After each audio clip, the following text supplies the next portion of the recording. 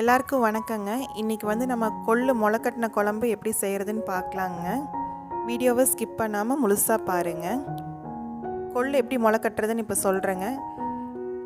First கொள்ளு நல்லா கழுவிட்டு ஒரு நாள் நைட் ஃபுல்லாக ஊற வச்சிடணுங்க. அடுத்த நாள் காலையில் தண்ணியை வடிகட்டிட்டு இந்த மாதிரி ஒரு வடிகட்டியில் போட்டு எடுத்து வச்சுட்டு கீழே வந்து தண்ணி வந்து அந்த பாத்திரத்தில் முட்டாத அளவுக்கு வைக்கணுங்க கொஞ்சமாக. அதுக்கு மேலே இந்த கொள்ளை வச்சிடணுங்க. அதுக்கு மேலே ஒரு ஈர துணியை போட்டு மூடி வச்சிடணுங்க. இப்படி ஒரு 2 நாளைக்கு விட்டுட்டோம்னா கொள்ளு வந்து நல்லா முளைச்சி வந்துடுங்க. பார்த்திங்கன்னா தெரியும், பயிர் எல்லாமே நல்லா முளைச்சி வந்திருக்குதுங்க. இவ்வளோதாங்க இந்த கொள்ளு முளைக்கட்டுற ப்ராசஸ். குழம்புக்கு தேவையான பொருட்கள்: 1/4 கிலோ கொள்ளுங்க, அதுக்கு 1/4 கிலோ சின்ன வெங்காயம், 2 கொத்து கருவேப்பிலை, 2 ஸ்பூன் வரமிளகாத்தூள், 4 ஸ்பூன் கொத்தமல்லி தூள், 1/2 ஸ்பூன் சீரகம், 3/4 ஸ்பூன் மஞ்சள் தூள், 3 தக்காளி, 1 மூடி தேங்காய்ங்க. உப்பு தேவையான அளவு, கடுகும் எண்ணெயும் தாளிக்கிறதுக்குங்க.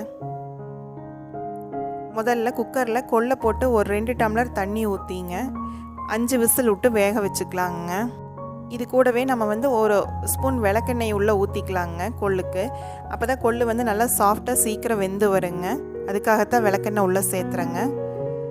இது நல்லா வெந்ததுக்கப்புறம் 1 கப்பு வந்து தனியாக எடுத்து வச்சு நம்ம அரைக்கிற மசாலா கூட சேர்த்து அரைக்கிறதுக்காக வச்சிடணுங்க.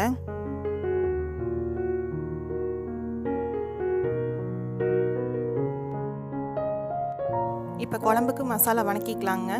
ஒரு வடக்கல்ல 2 கரண்டி கடலெண்ணெய் ஊற்றிக்கலாங்க.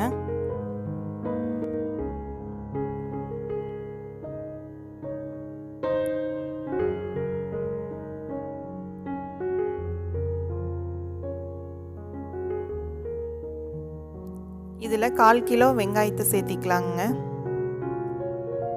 அது கூடவே 1 கொத்து கருவேப்பிலையும் உள்ளே சேர்த்திடலாங்க.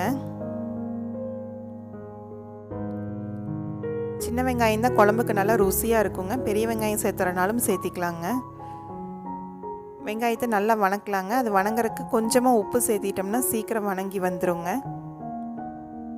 அதுக்காகத்தான் நம்ம இப்போ உப்பு சேர்க்குறோங்க.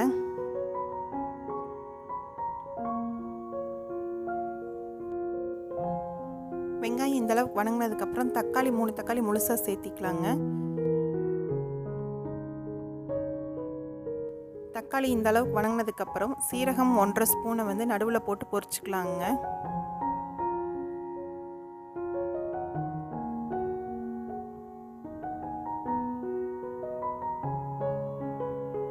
சீரகம் நல்லா பொரிஞ்சதுமே எல்லாத்தையும் சேர்த்து நம்ம ஒன்றா கலக்கிக்கலாங்க.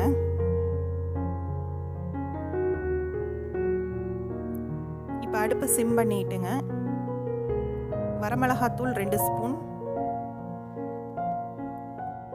கொத்தமல்லி தூள் 4 ஸ்பூன், 3/4 ஸ்பூன் மஞ்சள் தூளுங்க. இதெல்லாம் சேர்த்து நல்லா வணக்கிக்கலாங்க. அது கூடவே 1 மூடி தேங்காய்ங்க போட்டு நல்லா வறுத்து வச்சுக்கணுங்க. இதை வந்து நல்லா ஆற வச்சு நைஸாக பேஸ்ட்டாக அரைச்சிக்கோணுங்க. நைஸாக இருந்தால் தாங்க குழம்பு நல்லா டேஸ்ட்டாக இருக்குங்க.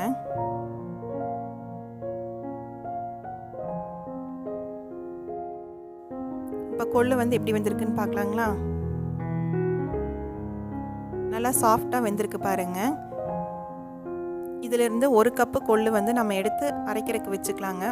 வணக்கின மசாலா கூட்டு கூட கடைசியாக இந்த கொள்ளை வந்து இந்த 1 கப் அளவு போட்டு நல்லா நைஸாக அரைச்சி எடுத்துக்கணுங்க. இது வந்து குழம்புக்கு இன்னும் ருசியை கொடுக்குங்க. இப்போ குழம்பு எப்படி செய்கிறதுன்னு பார்க்கலாங்களா? இதில் வந்து ஒரு 3 கரண்டி எண்ணெய் ஊற்றிக்கலாங்க, கடலெண்ணெய்.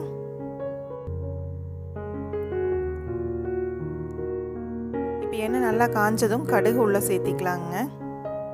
கடுகு நல்லா பொரியட்டுங்க.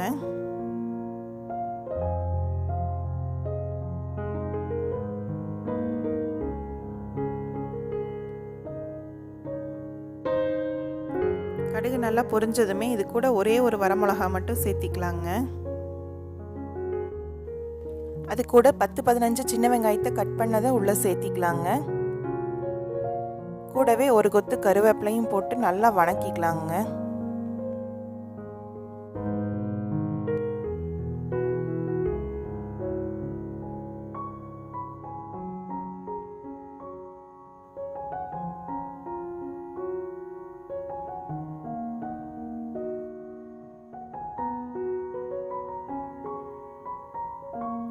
வெங்காயம் நல்லா வணங்கிருச்சுங்க. இது கூட நம்ம வந்து அரைச்ச மசாலாவை உள்ளே சேர்த்திக்கலாங்க.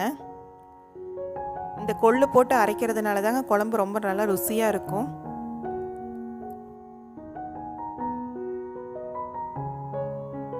இது கூடவே நம்ம வேக வச்ச கொள்ளையும் உள்ளே சேர்த்திடலாங்க இந்த மசாலா கூடயே.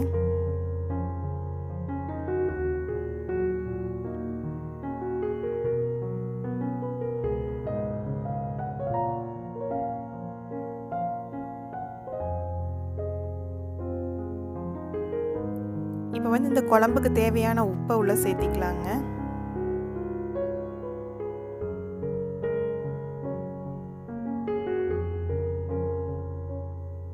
எல்லாம் சேர்த்து நல்லா கலந்து விட்டதுக்கப்புறங்க ஜார் கழுவுன தண்ணி இருக்குங்க, அதையும் உள்ளே சேர்த்திக்கலாங்க.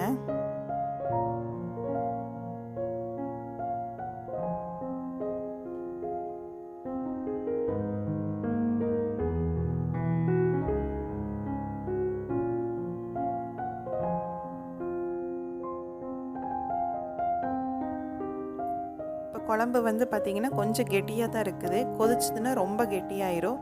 அதனால் தண்ணி இன்னும் கொஞ்சம் உள்ளே நம்ம சேர்த்திக்கலாங்க. இது வந்து பத்தாதுங்க, அளவாக தண்ணி சேர்த்திக்கலாங்க.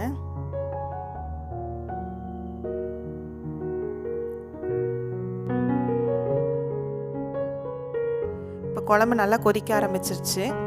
இது வந்து 5லேருந்து 6 பேர் சாப்பிட்றதுக்கான அளவுங்க. இது வந்து சப்பாத்திக்கு, தோசைக்கும், சாப்பாட்டுக்கும் இந்த குழம்பு ரொம்ப நல்லா இருக்குங்க. கொள்ளு வந்து வெயிட்டாக இருக்கிறதுனால கீழே போய் தங்கிக்கும். அதனால் அப்பப்போ இடையில நம்ம வந்து இந்த மாதிரி தொலாவி விடணுங்க, இல்லாட்டி அடி பிடிச்சிக்கோங்க. குழம்பு வந்து நல்லா கொதிச்சு இந்த வெள்ளை நுரையெல்லாம் அடங்கட்டுங்க.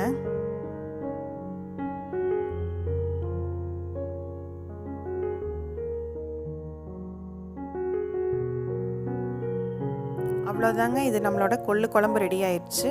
நீங்களும் வீட்டில் செஞ்சு பார்த்துட்டு சாப்பிட்டுட்டு எப்படி இருந்ததுன்னு கமெண்ட்டில் எழுதுங்க. இப்போ பாருங்கள், சூப்பரான முளைக்கட்டின கொள்ளு குழம்பு ரெடி ஆயிடுச்சுங்க. இது கூட சிறுதானிய சாப்பாடு வச்சு சாப்பிட்டோம்னா ரொம்ப டேஸ்ட்டாக இருக்குங்க. வீடியோ பிடிச்சிருந்தா லைக் பண்ணுங்கள், சப்ஸ்கிரைப் பண்ணுங்கள், கூடவே இருக்கிற பெல் ஐக்கானை கிளிக் பண்ணிடுங்க.